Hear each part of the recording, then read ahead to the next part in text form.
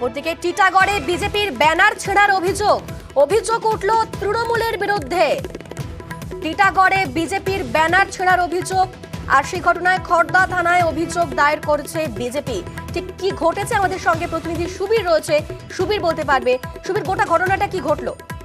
দেখো, লোকসভা নির্বাচন অর্থাৎ ব্যারাকপুর লোকসভা কেন্দ্রের অন্তর্গত যে টিটাগড় পৌরসভার বিভিন্ন এলাকায় কিন্তু বিজেপির প্রার্থী অর্জুন সিং এর যে পোস্টার ব্যানার সেগুলো কিন্তু ছেঁড়া হচ্ছে এবং দীর্ঘদিন ধরে এই ধরনের ঘটনাগুলো ঘটছে এবং এই নিয়ে কিন্তু এলাকায় একটা চাঞ্চল্য তৈরি হয় এবং বিজেপি মণ্ডলের তরফ থেকে টিটাগড় সেই জায়গা থেকে কিন্তু খড়দহ থানা অর্থাৎ খড়দহ থানার অন্তর্গত এলাকাতে এই ধরনের ঘটনা ঘটছে এবং সেই কারণে খড়দহ থানায় কিন্তু বিজেপির তরফ থেকে ডেপুটেশন জমা দেওয়া হয়েছে এবং তারা কিন্তু পরিষ্কার বলেছেন যদি আগামী দিনে পুলিশ কোনো ব্যবস্থা না নেয় তাহলে কিন্তু তারা লাগাতার আন্দোলনের হুমকি দিয়েছে, পাশাপাশি বিক্ষোভ কর্মসূচি নেবে এমনটাই জানিয়েছে বিজেপির তরফ থেকে। কিন্তু এই গোটা ঘটনা কিন্তু টিটাগড় তৃণমূল কংগ্রেসের যিনি সভাপতি রয়েছেন ওম প্রকাশ সাউ, তিনি কিন্তু সমস্ত ঘটনা অস্বীকার করেছেন এবং তিনি বলেছেন যে এটা বিজেপির অন্তর্কলহ এবং বিজেপির গোষ্ঠীদ্বন্দ্বের ফলেই কিন্তু এই ধরনের ঘটনা কিন্তু এলাকায় ঘটেই চলেছে।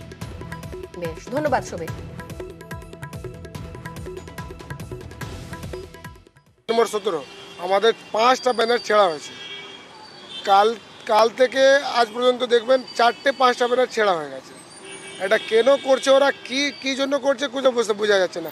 অলরেডি তিনটা কমপ্লেন আমরা দিয়ে দিয়েছিলাম 5টে, কিন্তু কোনো অ্যাকশান এখান থেকে হয়নি। আবার বাধ্য হয়েছি আবার দিতে এসেছি, আমরা দিয়ে দিয়েছি, কথা বলেছি। উনি তো বললেন কি অ্যাকশান নেবেন, দেখি কত কি অ্যাকশান নেবেন। তাদের বিরুদ্ধে অভিযোগ 27-23 পরপর 3টে ফোন আসার পরে ওকে হুমকি দিয়েছি কাল থেকে করবি না, নাহলে যা হবে বুঝে নেবে। আমি কিছু কি টিটাগড়ের বুকে কারো কেউ দেওয়াল ছিঁড়ছে না, কারো কেউ পোস্টার ফাটছে না। কিছু বাইরে থেকে দুর্কৃতীরা এসে কিছু লোক বসে বাড়ি থেকে এইসব বসে কারাচ্ছে কি টিটাগড় যে শান্ত আছে এটা অশান্ত করার তরিকা আছে। এটা বলে দিন, আপনি যে ডেপুটেশন দিতে গেছে ওটা একটা সিটিসি ফুটেজ ক্যামেরা দেখিয়ে দেয় কি আমাদের টিএমসি ছেলেরা করেছে। আমরা যা বলবেন তাই আমরা শাস্তি